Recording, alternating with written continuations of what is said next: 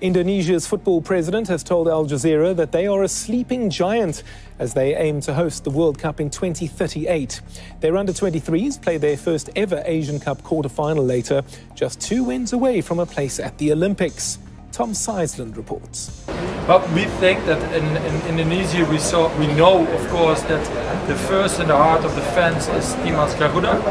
But we also know that a lot of fans who also support the Netherlands as the second team. Why we make the Oranje Indonesia Festival. So make a celebration. Ketua Umum PSSI Pak Erick Thohir ya kemarin ya sudah mengunggah di Instagram dia tentang bagaimana Pak Erick sudah bertemu dengan petinggi-petinggi di KNVB. KNVB ini kan sama seperti PSSI-nya di Indonesia, yaitu Federasi Sepak Bola tertinggi yang ada di sana. Dan Pak Erick sudah melakukan pembicaraan, ya pendekatan, lobby-lobby yang terjadi di sana, diterima dengan sambutan yang luar biasa, penuh kekeluargaan di antara Pak Erick dan juga dengan pihak KNVB. Yang terwakili itu dalam foto Pak Erick yaitu sekjennya KNVB ya, Yis De Jong. Nah, pembicaraan itu menarik ya, karena Pak Erick melihat ini bisa ada chemistry yang bagus di antara KNVB dan PSSI, karena kan sekarang kita tahu bersama banyak pemain-pemain keturunan kita yang punya darah Indonesia, baik dari orang tuanya maupun dari kakek neneknya itu sekarang berlabuh dinaturalisasi oleh PSSI. Jadi ini dianggap suatu hal yang sangat baik, tepat untuk kerjasama yang baik antara PSSI dan KNVB. Dan gayung bersambut memang dalam pembicaraan itu KNVB siap membantu PSSI dalam pengembangan sepak bola kita, baik dari grassroots, dari akar rumput itu sampai pada manajemen. Kemudian pihak KNVB juga sudah menyatakan kepada Pak Erick bahwa mereka juga akan mengirimkan ya secara berkala tim nasional. Kalau ini ada 2 catatan yang penting ya, bahwa apa yang dilakukan oleh Timnas Indonesia U23 di Piala Asia kali ini bisa disebut mengesankan. Pertama, kalau kita melihat apa yang dilakukan oleh tim senior di Piala Asia sebelumnya, mereka lolos ke babak sebelumnya, ke perempat final atau ke 16 besar waktu itu, dengan catatan sekali menang, sekali kalah, sekali seri gitu ya. Tapi kemudian Indonesia muda ini kali ini lolos dengan skenario yang lebih baik karena mencatat 2 kemenangan dan 1 kekalahan. Itu membuat mereka menjadi runner up dengan 6 poin. Ini artinya tim muda ini secara catatan gitu ya, statistik lebih bagus. Dan yang menarik adalah bagaimana kemudian Indonesia, Timnas U23 ini kemudian menjadi tim yang paling agresif ya, paling produktif dalam bikin gol. Karena mereka berhasil mencetakkan 5 gol walaupun kebobolan 3 gol. Ini lebih baik dari Qatar yang menjadi juara grup A gitu. Cukup produktif ya Indonesia di grup A. Iya, cukup produktif. Artinya yang selama ini menjadi bahan kritikan dari timnas yang dianggap mandul ternyata tidak juga. Bahwa timnas ini walaupun pemain nomor 9-nya atau striker utama itu belum mau mencetak gol, tapi pemain-pemain lain malah kemudian beralih fungsi ke mengambil alih tugas sebagai pencetak gol lebih baik ya. Marcelino sudah bikin 2 gol, kemudian ada Witan yang bikin 1 gol, dan hebatnya ada back tengah Komang yang juga sudah mengumpulkan 2 gol begitu. Kalau soal taktik dan strategi kita percaya kepada Sintayong, dan Sintayong memang master soal ini. Bagaimana Sintayong ini bisa membangun mental bertanding, fighting spirit yang luar biasa dibanding sebelumnya. Kedua, bagaimana Sintayong bisa meningkatkan kemampuan ya football knowledge-nya ya, pengetahuan sepak bola. Kalau lihat permainan pemain timnas ini kan lihat dari transisinya makin bagus, makin bagus, dan itu cara main oleh Yordania ya Bang ya. Cara main kita berbeda. Tentu ini juga tidak lepas dari kehadiran dari para pemain-pemain kita yang meski belum fasih berbahasa Indonesia, tapi total membela merah putih. Merah putih, oke. Betul, masuk akal. Karena naturalisasi harus diposisikan sebagai akselerasi, sebagai shortcut gitu loh, jalan pintas untuk mengkatrol kualitas. Jadi naturalisasi ini sebenarnya jalan pintas ya? Ya, dan berarti syaratnya adalah pemain yang direkrut harus signifikan berbeda kualitasnya. Terus kalau sama-sama aja ngapain dong, kan begitu. Ini semua proses. Instan itu cuman kopi yang gue minum tiap hari itu instan. Jangan tier 2, tier 1 pun gue mau kita kalahkan. Tapi kalau kita melakukan proses yang benar ini, terus pondasinya akan solid. Jadi bukan ambil ambil hal yang nggak jelas lah. Iya. Jalannya Sintayong udah bener. Iya. Apalagi didukung sama Bapak Erick Thohir juga kan. Iya. Wah, Gua harap Erick Thohir itu ternyata ketua PSSI bisa 3 periode ya. Gua harap Pak Erick bisa 3 periode berlanjut. Amin. Penting sekali. Bahkan sampai basic pondasi sepak bola SSB dari bawah banget itu dia bisa benahi ya. Ada waktunya gitu. Iya, butuh. Dia tuh baru setahun kan, 1,5 tahun. Iya, baru setahun. Apa yang dia udah lakukan? Ya, luar biasa. Iya, banget. Makanya sehat-sehat Pak Erick. Iya, sehat-sehat. Kita butuh Anda bimbing PSSI. Iya, setuju.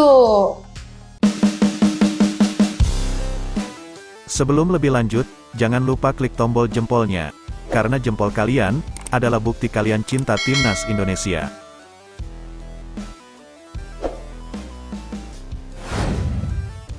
Elkan Bagot trending setelah dicoret STY, Erick Thohir bongkar alasannya. Elkan Bagot langsung menjadi trending di media sosial X Twitter, tak lama setelah namanya tidak masuk daftar 22 pemain yang dipanggil memperkuat Timnas Indonesia melawan Irak dan Filipina pada Juni mendatang.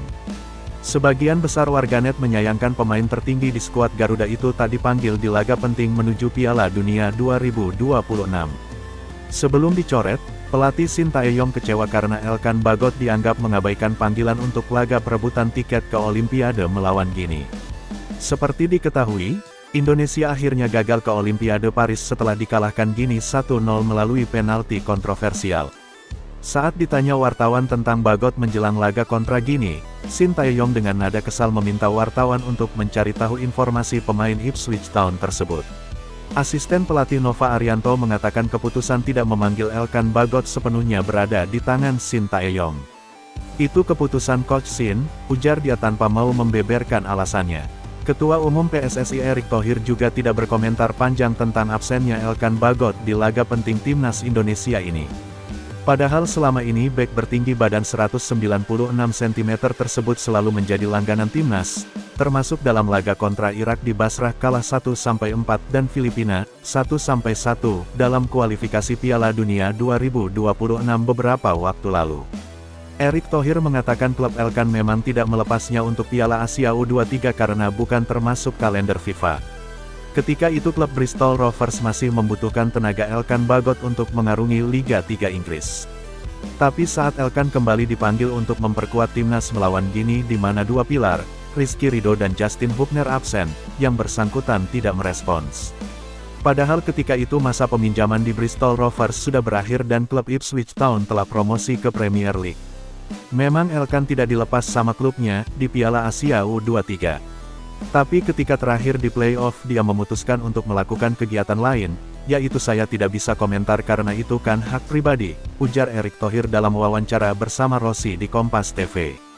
Secara umum, Erick Thohir meyakini nasionalisme di diri Elkan Bagot masih tinggi. Berita selanjutnya, PSSI jalin kerja sama dengan KNVB, Erick Thohir pastikan timnas Indonesia akan uji coba lawan Belanda. Ketua Umum PSSI, Erick Thohir berencana membawa timnas Belanda ke tanah air untuk beruji coba dengan timnas Indonesia. Uji coba tersebut merupakan bagian dari kerjasama yang telah disepakati antara PSSI dengan Federasi Sepak Bola Belanda KNVB. Erick Thohir terpantau bertemu dengan petinggi KNVB untuk membahas kerjasama antara sepak bola Indonesia dengan Belanda. Dalam pertemuan tersebut, beberapa kesepakatan telah terjalin yang salah satunya adalah membawa timnas Belanda ke Indonesia. Bertemu Sekjen Federasi Sepak Bola Belanda atau KNVB, Guus de Jong, tulis Erick Thohir di akun Instagram pribadinya, Rabu, 15/5. Kami berdiskusi tentang rencana kerjasama beberapa program antara PSSI dan KNVB. Program pertama kerjasama antara PSSI dan KNVB, kata Erick Thohir, adalah pengembangan sepak bola akar rumput. Pertama, PSSI dan KNVB ingin membuat program pembinaan untuk grassroots sepak bola Indonesia, ungkapnya. Kemudian, salah satu poin kerjasama lainnya adalah membawa timnas Belanda ke Indonesia untuk menggelar laga uji coba. Bukan hanya tim senior, KNVB akan mendatangkan timnas kelompok umur dan putri untuk menghadapi timnas Indonesia. Kami sepakat mengagendakan kedatangan timnas Belanda, mulai dari senior, junior hingga timnas perempuan yang akan datang secara bergantian di setiap tahun, katanya.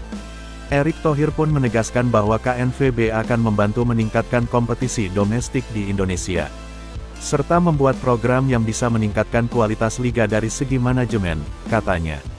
Irak ketakutan. Timnas Indonesia diperkuat 17 pemain naturalisasi saat jamu Irak dan Filipina di kualifikasi Piala Dunia 2026 zona Asia. Timnas Indonesia akan diperkuat 17 pemain abroad saat menjamu Irak dan Filipina di kualifikasi Piala Dunia 2026 zona Asia. Hal ini menjadi sorotan banyak pihak, salah satunya dari media Vietnam, Soha. Saat ini timnas Indonesia menempati posisi kedua di klasemen grup F putaran kedua kualifikasi Piala Dunia 2026 zona Asia dengan 7 poin dari 4 laga. Artinya, skuad Garuda hanya memerlukan 1 kemenangan untuk bisa lolos ke putaran ketiga. Timnas Indonesia sendiri masih memiliki 2 pertandingan tersisa di fase grup. Selain menghadapi Irak, skuad Garuda juga akan melakoni pertemuan kedua kontra Filipina pada Juni mendatang. Soha menilai peluang Vietnam yang juga menghuni grup F makin kecil untuk lolos ke putaran ketiga jika Indonesia memanggil seluruh pemain naturalisasi mereka untuk kualifikasi Piala Dunia 2026. Pelatih Indonesia Sintayong diperkirakan akan memanggil 17 pemain bintang yang bermain di luar negeri untuk memperkuat timnas. Hal ini membuat peluang Vietnam melanjutkan kualifikasi Piala Dunia semakin tipis, tulis Soha. Sementara itu, Sintayong mengatakan sejauh ini persiapan timnas Indonesia cukup baik jelang laga kontra Irak.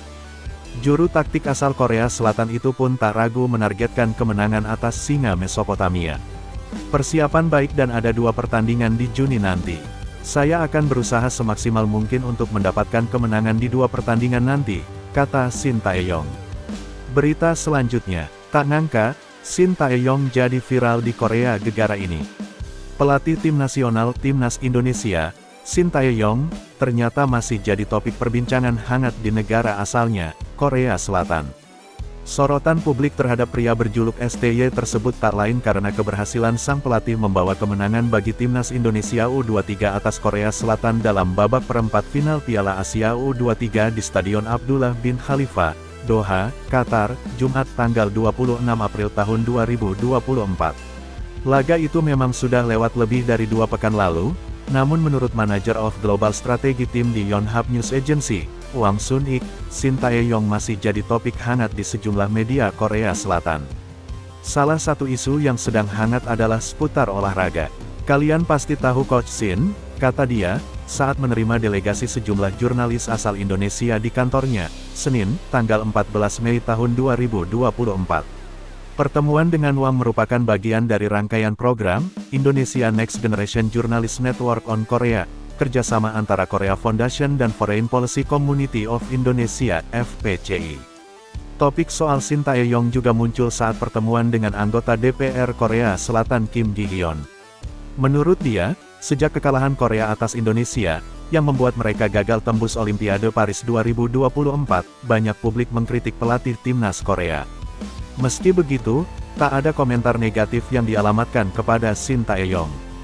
Tak lupa, Kim juga memberikan selamat kepada masyarakat Indonesia atas keberhasilan mereka mengukir sejarah baru di Piala Asia.